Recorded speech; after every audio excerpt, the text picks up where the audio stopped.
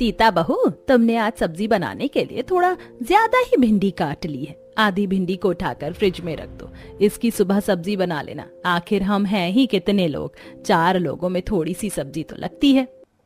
लेकिन माँ जी, इतनी भिंडी तो हम सब अभी मिलकर खा लेंगे और कल तक तो बाकी भिंडी सूख भी जाएगी, इसीलिए आज ही बना लेती हूँ। अरे नहीं बहू, ज्यादा बन जाएगी तो फेंकी जाएगी। तुम आधी भिंडी उठाकर फ्रिज में रख दो, कल बना लेना। ऐसा कहकर शोभा वहां से चली जाती है। सीता अपने आप से कहती है, पता नहीं माँ जी इतनी कंजूस क्यों है, हर चीज में कमी करती है। इतनी भिंडी कोई ज्यादा थोड़ी ना है, लेकिन उन्हें कौन समझाए। जाने दो, मैं तो इतना ही बना लेती हूँ। सीता खाना बनाकर सभी को लगा देती है। सभी खाना खाना शुरू करते हैं। तभी कमल कहता है, अरे वाह सीता, तुमने तो बहुत ही स्वादिष्ट सब्जी बनाई है। थोड़ी और भिंडी बची है क्या? मुझे थोड़ी और भिंडी दे दो। तभी सीता देखती है कि कढ़ाई में भिंडी खत्म हो गई है। सीता अपनी प्लेट की भिंडी कमल को देती हुई कहती है, आप मेरी भिंडी खा ली। सीता अपनी प्लेट की भिंडी कमल को देती हुई कहती है, आप मेरी भिंडी खा लीजिए, मैं अचार से रोटी खा लेती हूँ। तभी शोभा अपनी प्लेट से थोड़ी सी भिंडी सीता को देती हुई कहती है, अरे सीता, मेरे पास सब्जी थोड़ी ज्यादा है, इतनी सब्जी मैं नहीं खाती, तुम ये खा लो। ये देखकर सीता का देवर नीलेश कहता है, माँ, लेकिन तुमने इतनी कम सब्जी क्यों बनवाई थी? बेटा, ज्यादा सब्जी बनती है तो फेंकी जाती है। हम 4 ही लोग तो घर में हैं, इतनी सब्जी बहुत हो जाती है। अगले दिन शोभा अपनी बहू से कहती है, सीता बहू, चल जरा बाजार से सब्जियां ले आते हैं। सास बहू दोनों सब्जियां लाने के लिए मार्केट जाती हैं। तब शोभा एक ठेले पर जाती है और उससे कहती है, अरे भैया, ये गोभी क्या भाव दिए? 100 रुपए किलो है माँ जी। अरे बाप रे, इतनी महंगी। अच्छा, ये शिमला क्या भाव है?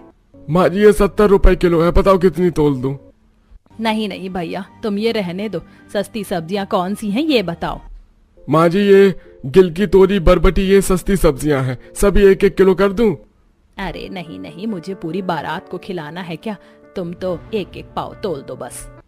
तभी सीता कहती है, माँ जी, पिछली बार भी तो आप यही सब्जियां ले गई थी।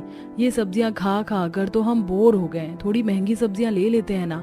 अरे नहीं नहीं बहू, ये गिलकी, तोरी, भिंडी, ये सारी सब्जियां बहुत फायदेमंद होती हैं और फायदेमंद होने के साथ साथ सस्ती भी हैं। तो फिर क्यों महंगी सब्जियां लेना। वे लोग सब्जियां लेकर घर आ जाते हैं। अगले दिन सुबह सीता कोमल का टिफिन तैयार कर रही थी। कोमल अपनी माँ के पास आती है और कहती है, माँ, आज तुमने मेरे टिफिन में क्या बनाया है? बेटा, आज मैंने तोरी की सब्जी बनाई है। ओह माँ, रोज रोज भिंडी, गिलकी, तोरी खा खा कर मैं बोर हो गई। मेरी सभी फ्रेंड अच्छा अच्छा खाना लाते हैं और आप कुछ भी अच्छा नहीं बनाती। आज तो मैं बिल्कुल भी तोरी की सब्जी नहीं ले जाऊंगी, मुझे कुछ अच्छा बना कर दो। कोमल, आज तो तुम यही ले जाओ, फिर कभी मैं तुम्हारे लिए कुछ अच्छा बना दूंगी। माँ, आप हमेशा ही ऐसा कहती हो, लेकिन कुछ अच्छा नहीं बनाती। आज तो आपको मेरे लिए कुछ अच्छा बनाना ही होगा। कोमल, कहा ना फिर कभी बना दूंगी, तुम्हें समझ नहीं आती है? आजकल तुम बहुत जिद्दी हो गई हो। तभी नीलेश वहां आता है और अपनी भतीजी की बात सुनकर कहता है, भाभी, आप कोमल को क्यों डांट रही हो? कोमल बिल्कुल सही कहती है। आज तो मुझे भी हलवा खाना है। आप ऐसा करो, हमारे लिए सूजी का हलवा बना दो। देवर जी, आपको तो पता ही है कि माँ जी। भाभी, माँ से कहना कि मैंने कहा है। ये आज तो मैं सूजी का हलवा लेकर स्कूल जाऊंगी। ठीक है कोमल, तुम तैयार हो जाओ, तब तक मैं सूजी का हलवा बना देती हूँ। अब सीता अपनी सास के पास जाती है और कहती है, माँ जी, कोमल जिद कर रही है कि आज उसे टिफिन में सूजी का हलवा ले जाना है और नीलेश को भी हलवा खाना है। तो अगर आप मुझे सूजी, घी और मेवे दे देंगी तो मैं उनके लिए हलवा बना दूंगी। ठीक है बहू, चल मैं तुझे सूजी और घी दे देती हूँ। शोभा किचन में आती है और किचन में रखी हुई लकड़ी की अलमारी का ताला खोलती है और उसमें से थोड़ी सी सूजी, शक्कर और थोड़े से ड्राई फ्रूट्स और थोड़ा सा घी निकालकर सीता को देती है। सीता थोड़े से ड्राई फ्रूट्स और थोड़ा सा घी देखकर कहती है, माँ जी, थोड़े ड्राई फ्रूट्स और थोड़ा घी और दे दीजिए, तभी तो हलवा स्वादिष्ट बनेगा। अरे नहीं बेटा, ज्यादा घी से हलवा थोड़ी ना अच्छा बनता है, तुम इतना ही डालकर हलवा बना लो। जब सास वहां से चली जाती है तब सीता अपने आप से कहती है, अजीब है माँ जी भी, हर चीज को ताले में रखती हैं और चाबी मुझे देती ही नहीं। इतनी कम चीजों में कोई अच्छा हलवा कैसे बना सकता है? जरूरत से ज्यादा ही कंजूस है माँ जी। अब सीता उतना ही ड्राई फ्रूट डालकर हलवा बना देती है और अपनी बेटी को टिफिन में रखकर हलवा दे देती है। फिर वो अपनी सास को, अपने पति और देवर को भी हलवा खाने के लिए देती है। कमल हलवा खाकर कहता है, ये क्या सीता, हलवे में तो घी और ड्राई फ्रूट्स है ही नहीं। अगर तुम हलवा बना ही रही थी तो सारी चीजें तो पर्याप्त डालना था कम से कम। वो मैं क्या करती, माँ जी नहीं तो। अरे अरे बेटा, ज्यादा घी और ज्यादा ड्राई फ्रूट नहीं खाना चाहिए, इसीलिए मैंने घी और ड्राई फ्रूट्स कम ही डलवाए। अब तू ज्यादा नखरे मत कर और चुपचाप से हलवा खा ले, फिर हमें खाना भी तो खाना है।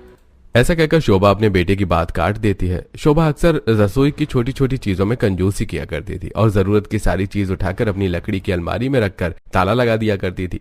बेचारी सीता को छोटी छोटी सी चीज अपनी सास से मांगना पड़ता था। एक दिन सीता बर्तन धो रही थी कि तभी साबुन खत्म हो गया। सीता अपनी सास के पास आई और बोली, माँ जी साबुन खत्म हो गया है। अरे बेटा, अभी 4 दिन पहले ही तो तुझे साबुन निकाल कर दिया था अलमारी से, थोड़ा संभाल कर चलाया कर। अच्छा रुक बेटा, मैं अभी साबुन निकाल कर दे देती हूँ।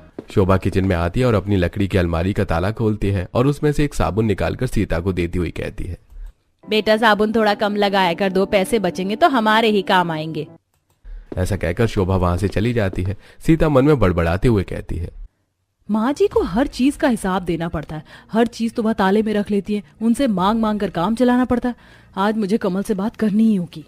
फिर रात में जब कमल कमरे में आता है तब सीता कमल से कहती है, कमल, मुझे समझ नहीं आता कि माँ जी इतनी कंजूसी क्यों करती हैं। एक तो वो हर चीज को अपनी अलमारी में रख देती हैं और फिर खत्म होने पर थोड़ी थोड़ी सी निकाल कर देती हैं। मुझे हर बार माँ जी से ऐसी छोटी छोटी सी चीज मांगना अच्छा नहीं लगता। सीता, तुम्हें तो पता है कि मेरी और नीलेश की छोटी सी नौकरी है। माँ उसी पैसे से पूरा घर चलाती हैं, इसलिए उन्हें थोड़ा हिसाब से चलना पड़ता है। देखो, तुम इतनी चिंता क्यों करती हो? जो चाहिए वो मांग लिया करो। अच्छा, तुम्हें पूरी खाना है ना? कल मैं माँ से कह दूंगा कि वो खाने में पूरी और छोले बनवा ले। अब तो खुश? अगले दिन कमल अपनी माँ से कहता है, माँ आज मेरा छोले पूरी खाने का मन कर रहा है, तो प्लीज तुम रात के खाने में छोले पूरी बनवा लेना। ठीक है बेटा, बनवा लूंगी। शाम होते ही शोभा किचन में जाती है और अपनी लकड़ी की अलमारी का ताला खोलकर उसमें से थोड़े छोले और तेल निकाल कर देती है और सीता से कहती है, सीता बहू, आज तू छोले और पूरी बना लेना, लेकिन हाँ, छोले में तेल कम ही डालना और पूरी भी ज्यादा मत बनाना। कमल और नीलेश के लिए 4-4 पूरियां बना देना और हम लोग तो एक एक खाकर ही काम चला लेंगे। अपनी सास की बात सुनकर सीता बहुत गुस्सा होती है, लेकिन कुछ नहीं कहती। शाम को वो सभी को छोले पूरी लगाती है। सभी लोग छोले पूरी खाते हैं और तब सीता कहती है, माँ जी, मेरी छोटी बहन शालू की शादी तय हो गई है, उसी की इनविटेशन देने कल मेरे मायके वाले यहाँ आ रहे हैं। ये तो बहुत अच्छी बात है बेटा, तो तुम उनके खाने के लिए खाना बना लेना। माँ जी, मैं यही सोच रही थी कि खाने में वेज पुलाव, रायता, कढ़ी, पूड़ी और 2 प्रकार का मीठा बना लेती हूँ और साथ ही मूंग दाल का हलवा भी। अरे अरे बेटा, अपनी तेज रफ्तार गाड़ी को थोड़ी सी लगाम लगाओ, इतना सब कुछ बनाने की क्या जरूरत है? बनाने दो ना माँ, भाभी के मायके वाले रोज थोड़े आते हैं। हाँ बेटा, वो तो ठीक है, लेकिन अगर इतना सब कुछ बन जाता है तो मेहमान कोई भी चीज स्वाद लेकर नहीं खा पाते। इसलिए तुम तो बस एक मीठा बना लेना और कढ़ी, पूड़ी और सारे चावल ही बना लेना। सीता को ये बात बहुत बुरी लगती है, लेकिन वो कुछ नहीं कह पाती। अगले दिन उसके मायके वाले आते हैं। सीता की माँ शोभा से कहती है, बहन जी, हमने रीना बेटी की शादी तय कर दी है, अगले हफ्ते उसकी मंगनी है, तो आप सब हमारे घर जरूर आना। हाँ हाँ बहन जी, जरूर आएंगे और आपको बहुत बहुत बधाई। फिर सीता सबका खाना लगा देती है और सभी लोग खाना खाते हैं। फिर वापस जाते समय सीता की भाभी सीता से कहती है, सीता, मूंग दाल का हलवा तुमने बहुत अच्छा बनाया है, थोड़ा सा और मिलेगा? हलवा खत्म हो चुका था, इसलिए सीता बहाने बनाते हुए कहती है, वो भाभी, बचे हुए हलवे में कॉकरोच गिर गए, इसलिए आपको और नहीं मिल पाएगा। लेकिन रेखा समझ जाती है। फिर जाते समय सीता उन्हें छोड़ने बाहर तक आती है तो रेखा कहती है, सीता, अगर तुम्हें और तुम्हारी सास को मेहमानों को बुलाना पसंद नहीं है तो हमें कह देते, हम फोन पर ही दावत दे देते, वरना मेहमानों की खातिरदारी का ये तरीका नहीं है कि तुमने खाना भी सही तरीके से नहीं बनाया। रेखा ऐसा कहकर चली जाती है। सीता को ये बात बहुत बुरी लगती है। वो अपने कमरे में आती है और रोने लगती है। तभी कमल वहां आता है और कहता है, क्या बात है सीता, मुझे बताओ, तुम रो क्यों रही हो? अब सीता सारी बातें कमल को बताती है। ये सारी बातें सुनकर कमल कहता है, ठीक है सीता, मैं अभी माँ से बात करता हूँ। अब कमल अपनी माँ के पास आता है और कहता है, क्या है माँ, तुम हर चीज में इतनी कंजूसी क्यों करती हो? यहाँ तक कि आज तुमने सभी के लिए पर्याप्त खाना तक नहीं बनवाया, कितनी बेइज्जती कर दी हमारी। कमल की बात सुनकर शोभा की आंखों में आंसू आ जाते हैं और वो कहती है, हम कोई करोड़पति तो नहीं है, तुम दोनों की छोटी सी सैलरी में घर चलाना पड़ता है, और उसमें भी अगर 2 पैसे बच जाएंगे तो वो तुम ही लोगों की काम आएंगे, मेरे नहीं। कमल को अपनी माँ की बात ठीक लगती है। वो सीता के पास आता है और समझाते हुए कहता है, सीता, माँ भी अपनी जगह सही है, तुम्हें माँ की बातों का इतना टेंशन लेने की जरूरत नहीं है, कुछ बातें तो टाली भी जा सकती है ना। ऐसी समय बीत रहा था और बीतते समय के साथ अब नीलेश की शादी भी किरण से तय हो जाती है। जल्दी किरण दुल्हन बनकर शोभा के घर आ जाती है और आज किरण का अपने ससुराल में पहला दिन था। किरण की सास उसके पास आती है और कहती है, किरण बेटा, आज तुम्हारी पहली रसोई है, इसलिए सुबह की चाय तुम ही बना लो। हाँ माँ, मैं चाय बना देती हूँ और खाना भी बना लूंगी। खाने में पालक pulao, veg cutlet, mix veg आलू के पराठे, पूरियाँ। किरण बेटा जरा ठहरो, तुम्हें इतना सब कुछ बनाने की क्या जरूरत है? वैसे भी शादी में दुल्हन को बहुत थकान हो जाती है। अब काम करके और मत थको, खाना सीता बना लेगी, तुम तो बस चाय बना लो। अब सीता किचन में खाना बनाने के लिए जाती है तो किरण भी पीछे से आकर कहती है, रुकिए सीता दीदी, मैं भी आपकी मदद करवाती हूँ। सीता खाना बनाते समय सब्जी में थोड़ा ही तेल डालती है। ये देखकर किरण कहती है, सीता दीदी, आपको नहीं लगता कि सब्जी में तेल बहुत कम है? इतनी तेल में तो सब्जी अच्छी तरह बनेगी ही नहीं। किरण, हमारे यहाँ सभी चीज़ें बहुत कम कम यूज़ होती हैं। सब्जी में तेल भी कम डलता है और मसाले भी, और बाकी चीज़ें भी बहुत कंजूसी से इस्तेमाल करना पड़ता है, क्योंकि माँ जी को ज़्यादा खर्च करना पसंद नहीं है। अच्छा, लेकिन किरण, हर घर के रूल अलग अलग होते हैं। तुम यहाँ रहते रहते यहाँ के तौर तरीके सीख जाओगी। किरण को ये बात सुनकर काफी अजीब लगता है। अगले दिन किरण नीलेश से कहकर कुछ चीजें मंगवा लेती है और शाम को सीता से कहती है, दीदी आज खाना मैं बनाऊंगी, देखो मैंने कितनी चीजें मंगवाई है। लेकिन किरण, तुम्हें ये सब मंगवाने से पहले माँ जी से पूछना चाहिए था। अरे दीदी, इसमें पूछने की क्या बात है? मेरा मन किया कि मैं आप सबको कुछ बनाकर खिलाऊं, सो मैंने मंगवा लिया। ऐसा कहकर किरण खाना बनाना शुरू करती है। तभी उसकी सास वहां पर आती है और इतनी सारी चीजें रसोई में देखकर कहती है, अरे किरण बहू, इतनी सारी चीजें मंगवाने की क्या जरूरत थी? फिर ज्यादा खाना बन जाएगा तो जबरदस्ती फेंका जाएगा। ऐसा करो, इनमें थोड़ी बहुत चीजें निकाल लो, बाकी का मुझे दे दो, मैं अंदर रख देती हूँ, जब जरूरत हो तो मांग लेना। शोभा थोड़ा बहुत छोड़कर बाकी चीजें अपनी लकड़ी की अलमारी में रखकर ताला लगा देती है। किरण को अपनी सास की यह बात बहुत बुरी लगती है। उनके जाने के बाद वो सीता से कहती है, सीता दीदी, क्या बात हुई भला? माँ जी को इतनी भी कंजूसी नहीं करनी चाहिए। जाने दो किरण, माँ जी की कंजूसी करने की आदत पड़ गई है। हमें ही समझकर चलना होगा। अब अपना मूड ठीक करो और चलो हम खाना बना लेते हैं। दोनों मिलकर खाना बनाती हैं और सभी को लगाती हैं। नीलेश खाना देखकर कहता है, अरे किरण, आज तो तुम 3 तरह की सब्जी और पूरी और मिठाई बनाने वाली थी, तो फिर? हाँ, बनाने वाली तो थी, लेकिन शायद माँ जी को अलग अलग तरह का खाना बनवाना पसंद नहीं है। माँ, आपने मना किया? अरे नहीं बेटा, मैं क्यों मना करूंगी? मैं तो बस ये कह रही थी कि इतने लोगों में बहुत ज्यादा खाना बनाने से खाना फेंका जाता है और हमें कभी भी अन्नपूर्णा माँ का अपमान नहीं करना चाहिए। नीलेश, माँ ठीक ही कह रही हैं। ऐसे कुछ दिन बीत जाते हैं। एक दिन कोमल अपनी माँ से कहती है, माँ कितने दिन हो गए घर में कुछ अच्छा खाने को नहीं बना। माँ आज खीर और पूरी बनाओ ना, और साथ में थोड़ा पुलाव भी, मेरा बहुत मन कर रहा है ये सब खाने का। कोमल, जरूरी नहीं कि जो मन कहे वही करना चाहिए। थोड़े दिन रुक जाओ, फिर मैं तुम्हें खीर पूरी खिलाऊंगी।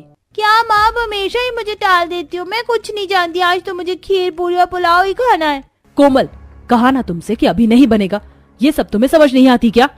अपनी माँ की डांट खाने के बाद कोमल रोने लगती है। तब तक वहां पर किरण आ जाती है। किरण के पूछने पर सीता उसे सब कुछ बताती है। ये सुनकर किरण कहती है, लेकिन दीदी, कोमल क्या गलत कह रही है? अगर वो कुछ अच्छा खाना चाहती है तो हम बना देते हैं। किरण, माँ जी हमें इसकी परमिशन कभी नहीं देंगी। दीदी, हम भी इस घर की बहुएं हैं, हमें हर बात के लिए परमिशन की जरूरत नहीं होनी चाहिए। कोमल बेटा, मैं तुम्हें बनाकर खिलाऊंगी आज खीर पूरी और पुलाव। ऐसा कहकर किरण नीलेश के पास जाती है और कहती है, नीलेश, मेरे साथ बाजार चलो, मुझे कुछ चीजें लानी है, आज मैं अपनी पसंद का खाना बनाऊंगी। ठीक है किरण, मैं तैयार हो जाता हूँ। अब दोनों बाजार के लिए निकलते हैं। तभी शोभा कहती है, अरे बहू, कहाँ जा रही हो? माँ जी, आज मुझे खीर पूरी और पुलाव बनाना है तो मैं उसी का सामान लेने बाजार जा रही हूँ। लेकिन तुम्हें ये सब क्यों बनाना है? आज कुछ खास है क्या? नहीं माँ जी, अच्छा खाना खाने के लिए खास दिन होना जरूरी नहीं है, बस ऐसे ही मन किया।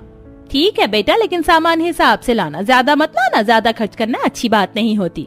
अब किरण बाजार जाकर अपनी जरूरत की सारी चीजें खरीदती है और घर आकर खाना बनाना शुरू करती है। तभी शोभा वहां आती है और कहती है, किरण बेटा, इतना सब कुछ बनाने की कोई जरूरत नहीं। पिछली बार की तरह इस बार भी तुम कुछ चीजें निकाल कर बाकी सामान मुझे दे दो, मैं अलमारी में रख देती हूँ, जब तुम्हें जरूरत पड़े तब तुम ले लेना। अब किरण बहुत गुस्सा हो जाती है और कहती है, ये क्या बात हुई माँ जी? आप इतनी चीजों के लिए कंजूसी करती हैं जो मुझे बिल्कुल भी पसंद नहीं है। मैं तो आज खुद बाजार जाकर सारा सामान लेकर आई हूँ ना, तो भी आपको चैन नहीं पड़ा, और इसे भी आप अपनी अलमारी में ठूस देना चाहती हैं। ऐसा साफ साफ बता दीजिए ना कि आप खाना भी ढंग से नहीं खिला सकती हैं। ये सुनकर सीता गुस्सा होते हुए कहती है, किरण, तमीज से बात करो, वो हमारी सासू माँ है। लेकिन दीदी, हमारी सासू माँ को भी ध्यान रखना चाहिए कि हम भी उनकी बहू हैं, नौकरानी नहीं। बस बहुत हो गया किरण, चुप हो जाओ। किरण गुस्सा होकर अपने कमरे में चली जाती है और नीलेश को सारी बातें बताती हुई कहती है, मेरे साथ इतनी कंजूसी नहीं चलेगी। तुम्हें माँ जी से बात करनी होगी। बस अब मैं और बर्दाश्त नहीं करूंगी। मैं इस घर की बहू हूँ, नौकरानी नहीं जो सिर्फ काम करने से मतलब रखूं। अरे क्या फायदा मेरी बहू होने का अगर मैं अपनी मर्जी से कुछ बनाकर खा भी नहीं सकती तो। अरे शांत हो जाओ किरण, मैं माँ से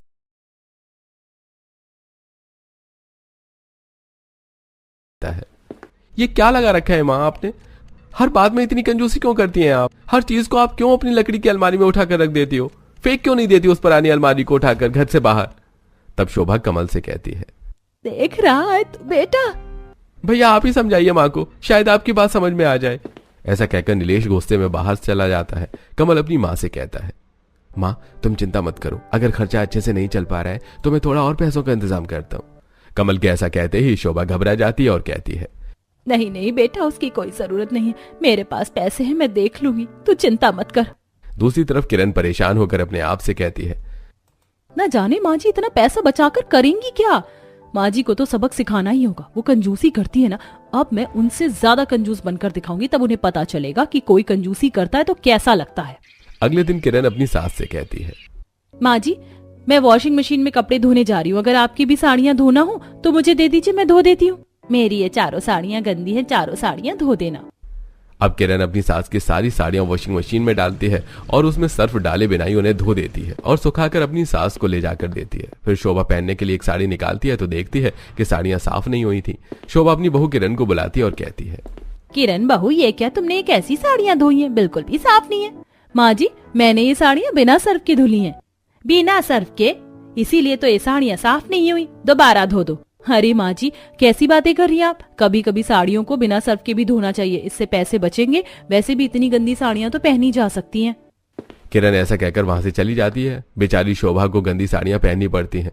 अगले दिन शोभा अपनी बहू से कहती है, सीता बहू मेरी सहेली आने वाली है तो तुम उसके चाय नाश्ते का प्रबंध कर देना। जी माँ जी। थोड़ी देर बाद शोभा की सहेली आती है। शोभा बैठकर अपनी सहेली से बात करती है। सीता किचन में चाय बनाने जाती है, तभी किरण वहां आती है और कहती है, सीता दीदी आप कोमल का होमवर्क करवा दीजिए, चाय मैं बनाती हूँ। अब किरण दूध में बहुत सारा पानी मिलाकर चाय बना देती है और अपनी सास और उनकी सहेली को ले जाकर दे देती है।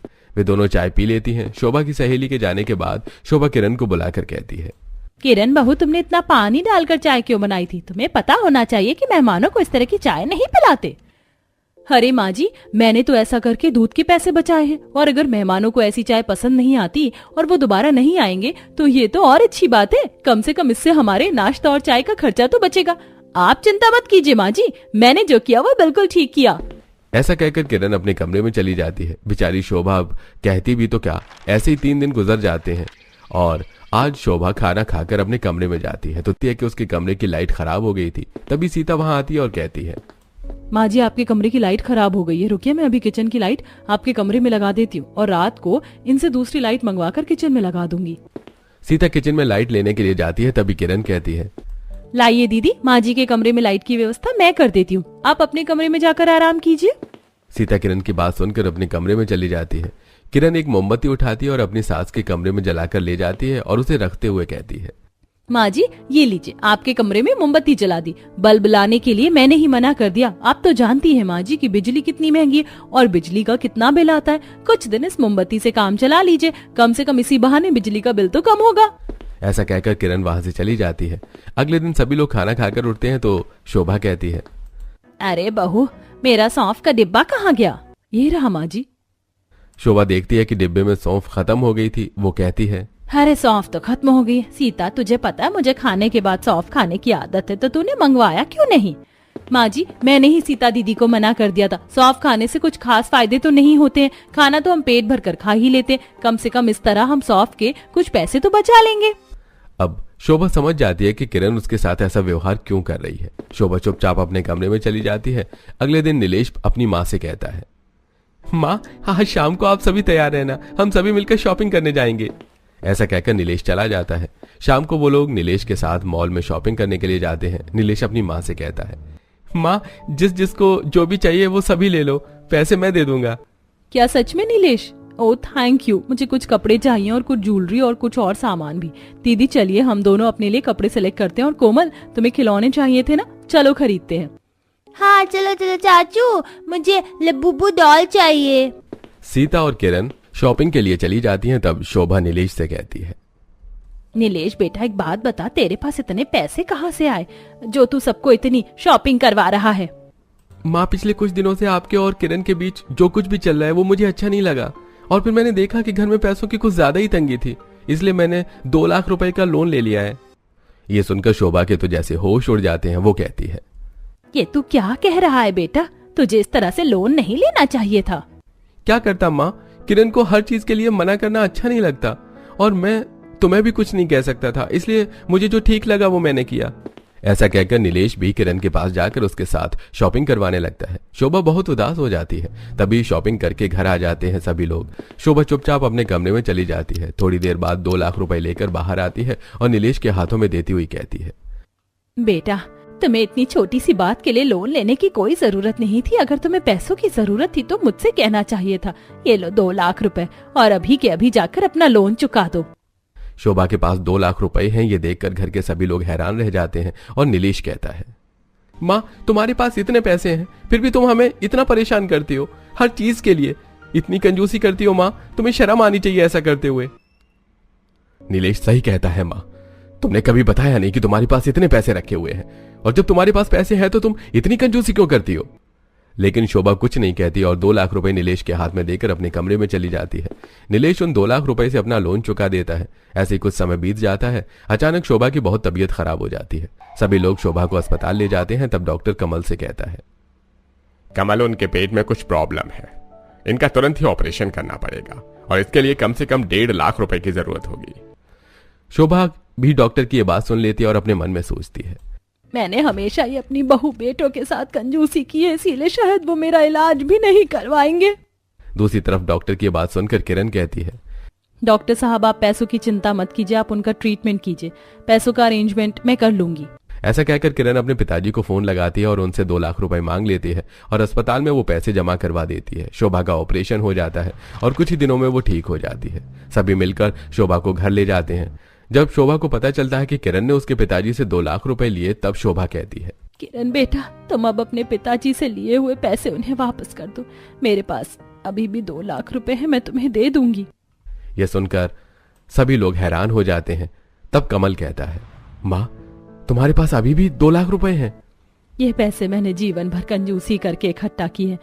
तुम जानना चाहते हो ना कि आखिर मैं इतनी कंजूसी क्यों करती हूँ? तो सुनो, तुम्हारे पिताजी एक ड्राइवर थे। उन्होंने अपने भाई बहन की शादी के लिए लोन ले रखा था, इसीलिए वो दिन के साथ साथ रात में भी गाड़ी चलाते थे, और एक दिन नींद में गाड़ी चलाने की वजह से उनका एक्सीडेंट हो गया और उनकी मृत्यु हो गई। बस इसीलिए मैंने 1-1 रुपए कंजूसी करके बचा कर रखा था कि मेरे बच्चों को जीवन में कभी भी लोन ना लेना पड़े और लोन से होने वाली परेशानियों से वो बच सके। जब उन्हें लोन की जरूरत पड़े तो मैं ये पैसे दे सकूं।